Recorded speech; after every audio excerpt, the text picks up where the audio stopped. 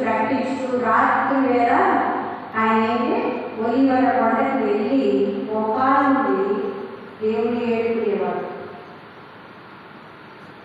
దేవునితో మాట్లాడేవాడు, ఆయనతో గడిపేవాడు. మనం దేవునితో మాట్లాడుతున్నామా, ప్రార్థిస్తున్నామా, సమయంలో ఏదో ఒక సమయాన్ని ఎంచుకున్నామా? ఒకటి మనం గుర్తు చేసుకోవాలి, ఈ సమయంలో నేను ఇది చేయాలి, ఈ సమయంలో నేను ప్రార్థించాలి, ఈ సమయంలో నేను వాక్యం చదవాలి, ఈ సమయంలో నేను ఎవరితో అనుకున్నాను దేవుని గురించి చెప్పాలి అనే మనసు మనం కలిగి ఉండాలి. కలిగి ఉంటేనే ఈ లోకంలో మనం ఆత్మీయంగా ఎదగలుగుతాం. ప్రేమ అనేది మన హృదయంలో ఉండిపోతుంది. ఎవరు ఏమన్నా దాన్ని వదిలేసి ఆయనకు ఏమన్నా అని తగ్గించుకొని వచ్చినామంటే అక్కడ మనకి వేదాలు అనేవి రానింటారు. అట్లా మనం ఉండాలి.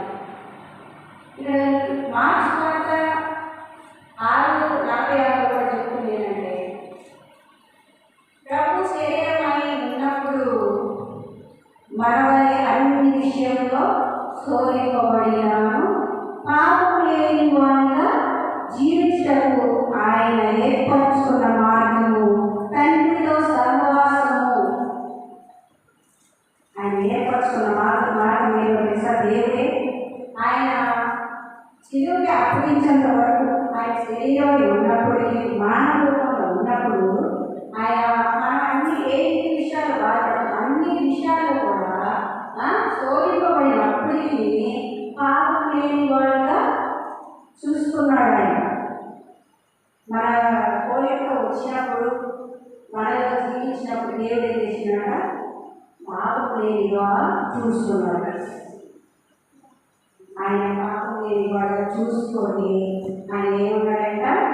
దేవుని యందు భయభక్తులు ఆయనతో ఆయన పంపించిన నీ పనిని నేను కడగొట్టించే వరకు దేవుడితో గడుపుతా, ప్రతి ఒక్క సమయం తెలుసుకుంటా, ప్రతి ఒక్క సమయంలో సాయంత్రం ఉదయం ఆయనతో నేను మాట్లాడాలని రాత్రి వేళ కూడా దేవుడితో వెళ్ళి మాట్లాడే ఇదిగా ఉన్నాడు దేవుడు యేసుక్రీస్తు. మనం కూడా యేసుక్రీస్తుని మనం ఏమంటాలి? ఆత్మీయంగా కలిగి ఉండాలి. ఆత్మీయంలో కలిగి ఉండి ఆయన్ని ప్రకటించే వారిగా మనం ఉండాలి. అలాగే ఎప్పుడో ఏమని చెప్తుందంటే, మనకు ప్రార్థన, వాక్యము,